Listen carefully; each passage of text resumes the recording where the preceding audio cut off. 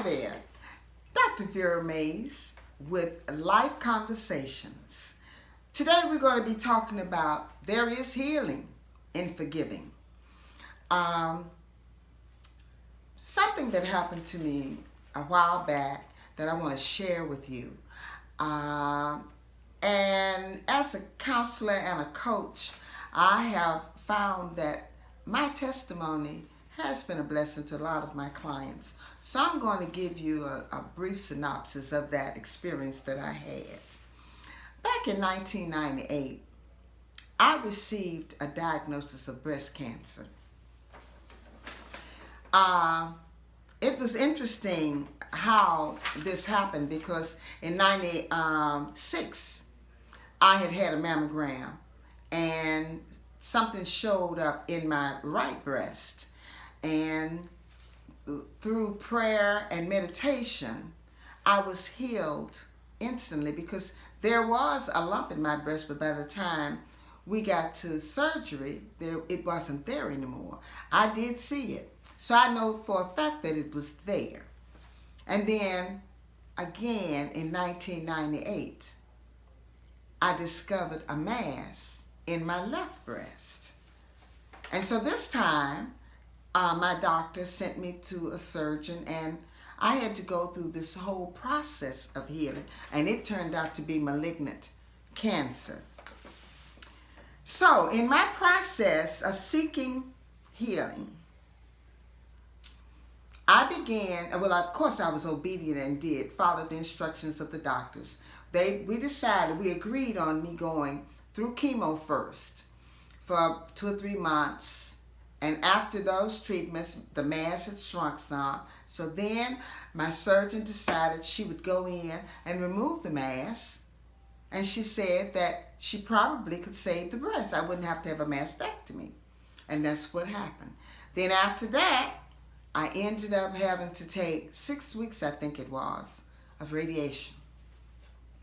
So that was why, that was how I went through the process of my healing as far as the physical part of healing from cancer.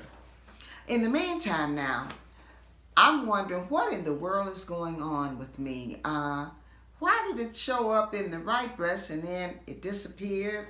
I was healed in the right breast and then it showed up again a little over a year later in the left breast, and then I really did have to go through that process.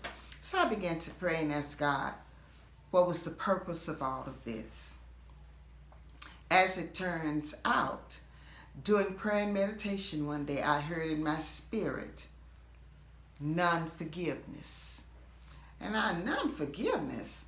And I thought about it and I said, well, how could I be not forgiving someone? I'm not mad at anybody. I don't have anything against anyone. At least I don't feel like I dislike anyone. No one has hurt me. And I kept praying and I kept praying. Now in the meantime, I'm praying for other things too. And this particular name started popping in my mind all day long. I could be thinking about mowing the lawn and this man's name would pop up in my mind. A man that I had not seen in 30 years. And I said, Lord, why am I thinking about this man? I don't even know where he is. I don't even think he lives in Memphis anymore.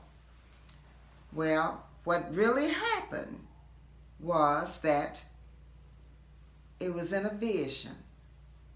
I was taken back to a particular event that involved this man that had happened 30 years earlier. That particular man was my first love, was really, I think, probably was my only love in this whole life. I loved him. I mean, you talked about it. He was my first love. I adored him.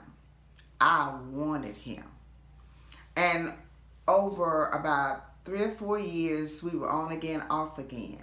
And then finally, once we both became adults, because I started dating, I started liking him when I was about 15. He was the first boy that my mama ever let come to my house to see me. And My mama liked him, and I mean, he was just, I thought, just everything that I could ever want. Well, we had, after he graduated from high school, we kind of broke up again. He went to one high school, and I went to another. We kind of broke up, and we lost contact, and then he showed up again. I think it was in 68, 67 or 68, he showed up again. And we began to date, and we was going hard and heavy now. So I just knew this was going to be my husband. This was the one. Well, he devastated my life. He truly hurt me really bad. And that was what God was trying to show me, that what he did to me devastated my life, and I ended up suffering from depression and anxiety. I became very bitter. I mean, it really messed me up for 30 long years. But I thought I had gotten over that. I had forgotten all about it. I hadn't forgotten it, of course, but it wasn't on my mind every day because I had gone on, moved on with my life. I mean, I had been married and divorced and everything. Little did I know, everybody that I had dealt with in my life from that time up to this diagnosis had paid for what he did to me. Now, the details of all of that's in my book. If you want to know the details, I want you to buy the book, and I'm going to tell you how to do that a little bit later. But now I'm facing non-forgiveness. I'm going through the process of cancer, but I have to deal with this non-forgiveness since I know that's why I'm fighting cancer. So I did some research, and I found a book that gave me some very valuable information, plus some instructions on how to do it. And this is what was detailed in the book. Number one, my prescription for my healing was that I was to pray this particular healing prayer, and this particular prayer that would help me forgive him, to release him. I had to pray that prayer 3 times a day, morning, noon, and night. You see, it's really important for you to understand that all we have is now. Now, right this minute. Yesterday is gone, so I have no power in yesterday. I cannot go back into yesterday and change anything. Tomorrow has not come yet.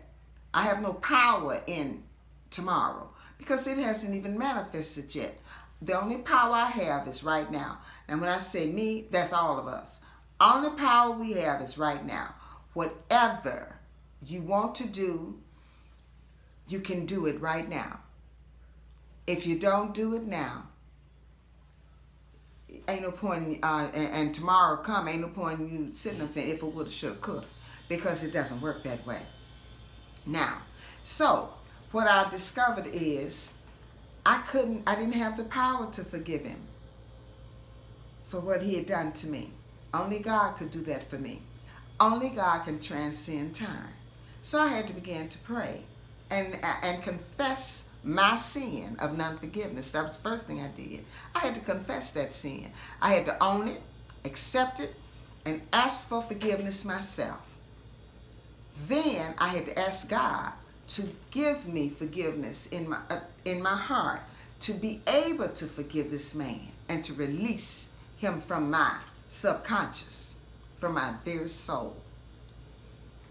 And what God did through those prayers every day, it helped condition me and prepare me to release all this pain, because I had 30 years of pain stored up. That's why I was so depressed. That's why I was so irritable and dealing with anxiety and bitterness and being rude and abrasive with people. And didn't realize that's why I was doing these things. I was taking out my pain on everybody else. Now, but when time came, what God did with me, with me following that prescription of praying 3 times a day, that particular prayer, and then every day I prayed and I meditated, seeking strength and seeking truth about me. And every day I would speak positive affirmations over myself. Every night I did that before I went to sleep. And then finally, after 30 days of doing that, I felt, while I was praying, I felt this weight lifting up off of me.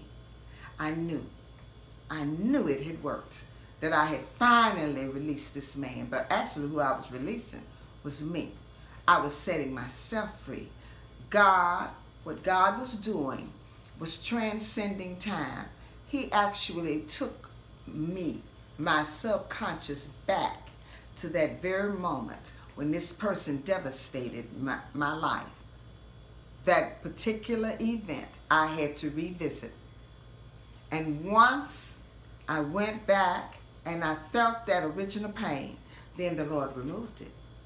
And I forgave him. And so it is no more. And that's how it works. This is what I do with my clients in the office to help them rebuild their lives, and to I facilitate for them while they're able to sit and let God transcend time for them back to an origin of some devastating pain. This is how it works. So I released him. Now, I didn't do that for him. I don't even, to this day, that's been 52 years ago now, since he did that. But what I didn't do that for him. I don't know if, I'm sure the man isn't dead, but I don't know where he is and I don't know how he is. So there's no reason for me to even wonder about him. But what I did was I set Vera free. Oh, did I set me free. I healed myself from that pain. I asked God to show me how, and he did. And he'll do it for you if you're going through something similar to that. This is basically how the healing works. God has to do it. But if you don't know how to approach God, how to pray, what to ask for, that's why so many people suffer in vain. Now, if you want the full details, all you have to, of that particular event, buy the book. The name of my book is A Christian's Perception of the Awakened Ascension. What that means is this book details my ascension journey into a higher consciousness or dimension of life. It has taught me how to forgive and to heal.